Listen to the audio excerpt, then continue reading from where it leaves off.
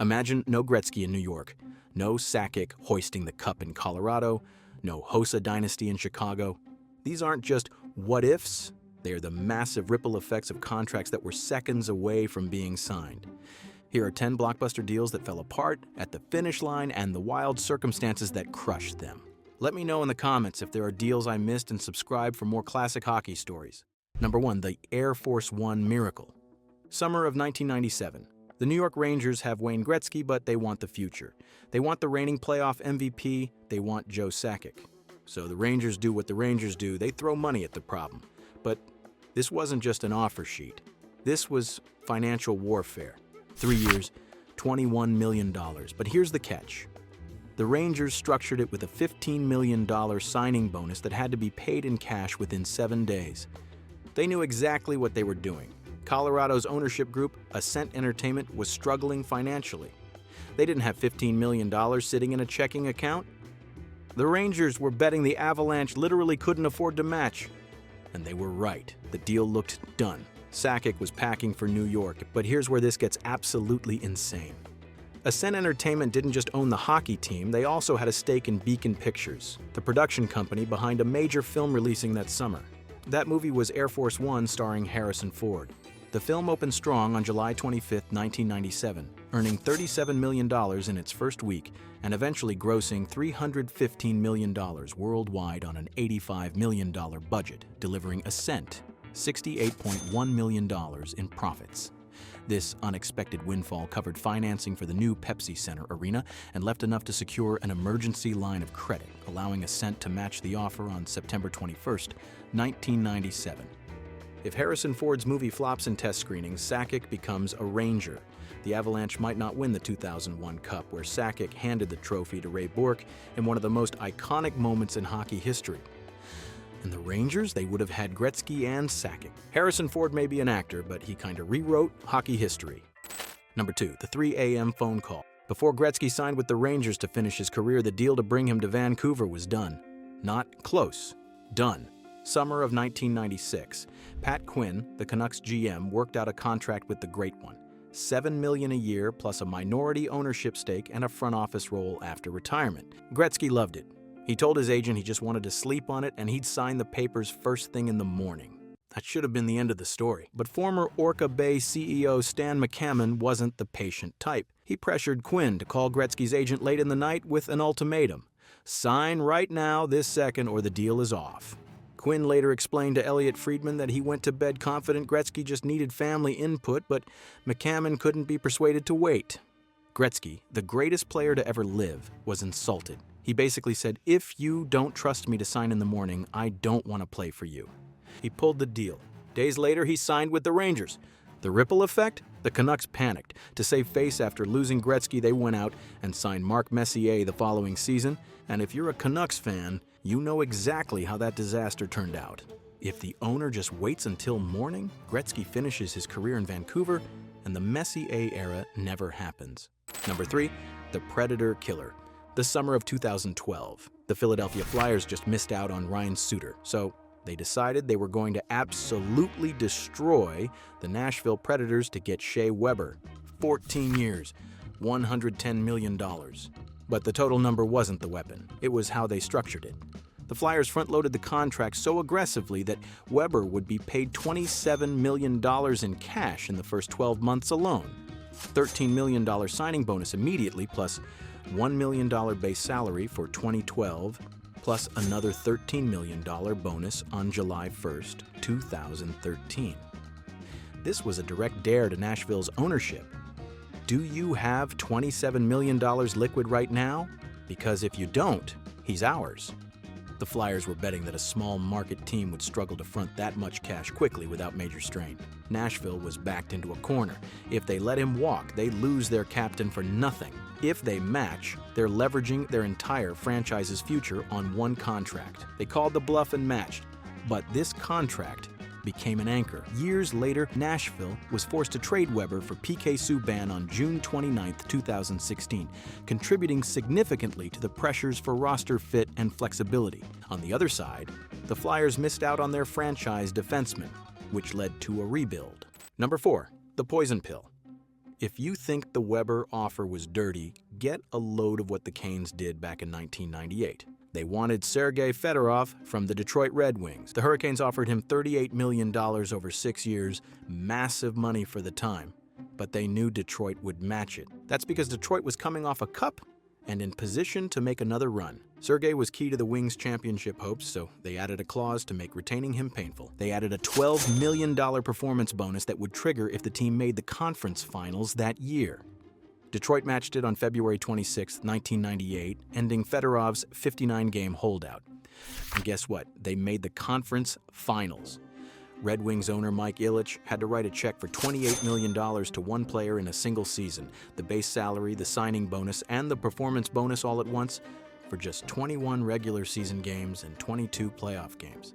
That is still the highest single-season payout to a player in NHL history. Adjusted for inflation, it's unthinkable today. It didn't stop the Wings from winning the 1998 Cup, but it proved teams were willing to weaponize contracts to hurt their rivals financially.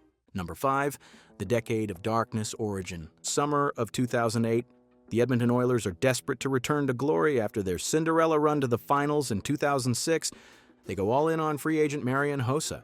The offer was staggering, a multi-year deal worth at least $9 million per season.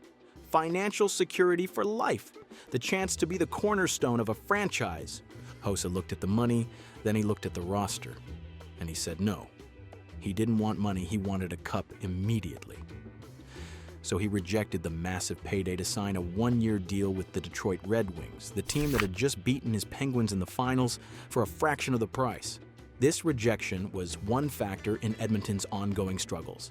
They entered the infamous decade of darkness, finishing at the bottom of the league year after year after year. But here's the twist nobody talks about. Because they were so bad for so long, the Oilers were able to draft Taylor Hall, Ryan Nugent-Hopkins, Leon Draisaitl, and eventually Connor McDavid. If Hossa signs that contract, the Oilers are probably at the very least mediocre, just good enough to finish 10th in the conference and miss the playoffs without getting a lottery pick. They potentially never get McDavid. And going further down the rabbit hole, if Hossa signs with Edmonton, he doesn't lose 2 cups in a row, then help Chicago become a dynasty. Number 6, the Sabres' demolition. Sometimes matching the contract is worse than losing the player. Summer of 2007. The Buffalo Sabres are a wagon. They just won the President's Trophy. The future looks bright. But on July 1st, free agency opens, and it all falls apart in hours. Co-captain Chris Drury signs with the New York Rangers, 5 years, $35.25 million. He wanted to go home to Connecticut, and Buffalo couldn't sway him despite being in the mix. Then Danny Briere, the other co-captain, signs with the Philadelphia Flyers, 8 years, $52 million, front-loaded with $10 million in year 1. The Sabres' offer was reportedly 5 years, $25 million. Way less term and money. Briere felt undervalued and negotiations stalled until the last minute.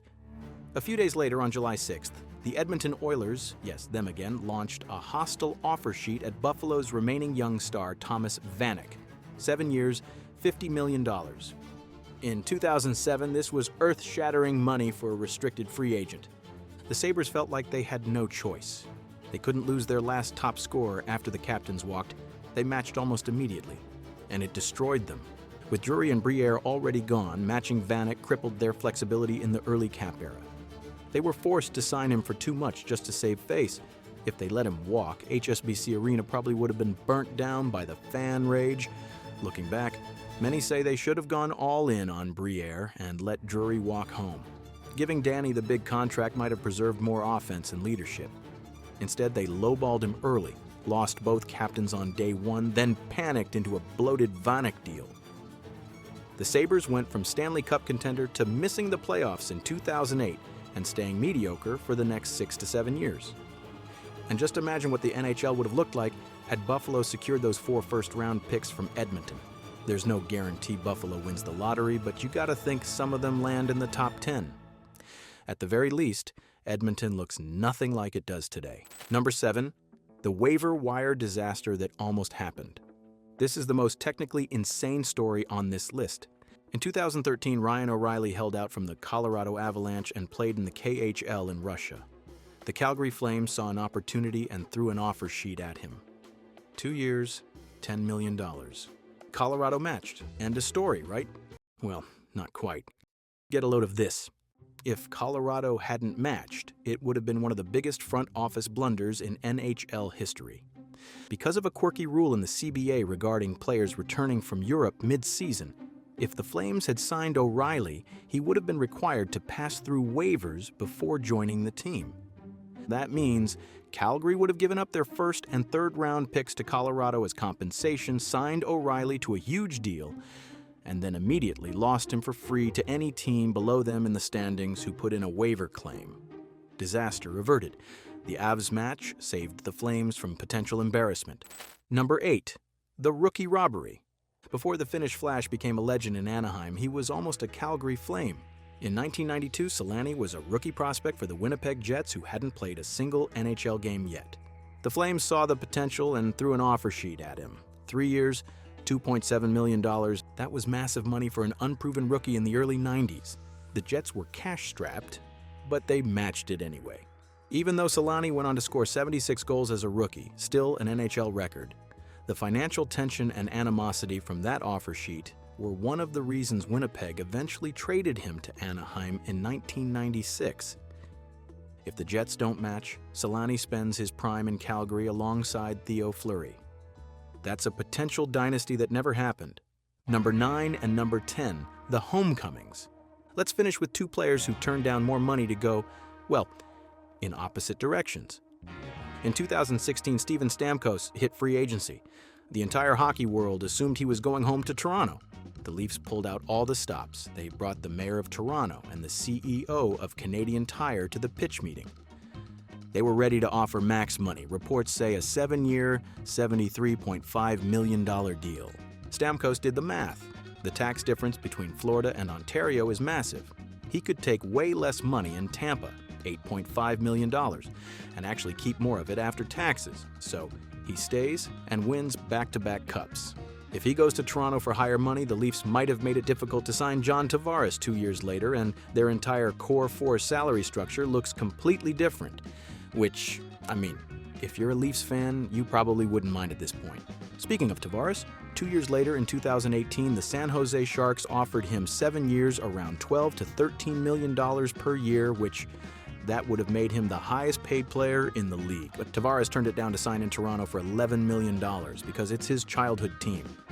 The ripple effect?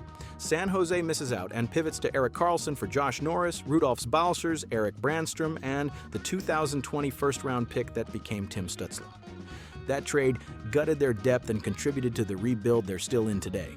So if Stamkos goes home to Toronto, Tavares likely doesn't sign in Toronto. And because Tavares chose to go home to Toronto, the Sharks lost out on Stützle. Which one of these what-ifs do you think would have changed the NHL the most? Head to the comment section and let me know. Thanks for watching.